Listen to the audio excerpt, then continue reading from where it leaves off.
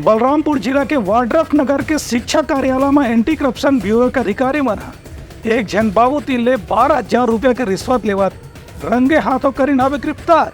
बलरामपुर जिला में anti corruption bureau 12,000 रुपए के रिश्वत लेने वाला बाबूला रंगे हाथों गिरफ्तार कर ली। से विकासखंड शिक्षा अधिकारी कार्यालय में काम करने वाला सहायक ग्रेड 2 के पदस्थ गौतम सिंह एक व्यक्ति से 12,000 रुपए रिश्वत लेके उखर काम करे के आश्वासन दे रही हैं। विभाग के एक चपरासी नितेश पटेल से पैसा की मांग कर रही हैं, जो उनकी स्थापना शाखा में काम कर रही हैं। बाबू गौतम सिंह उनला कह रही कि यदि वो 12,000 रुपए दे दही तो उनका आगे की नौकरी में भी वह कुछ सरलता से उनकर काम बनाए के प्रयास करी। एक बाद जब चपरासी एंटी करप्शन ब्यूरो में शिकायत दर्ज कराई तो एंटी करप्शन ब्यूरो के अधिकारी मन टीम बना के रंगे हाथों गौतम सिंह ला गिरफ्तार कर दी। ये घटना बलरामपुर जिला के वाड्रफ नगर विकासखंड शिक्षा कार्यालय में हुई से फिलहाल आरोपी गिरफ्तार कर चौकर से पूछताछ करे जाते।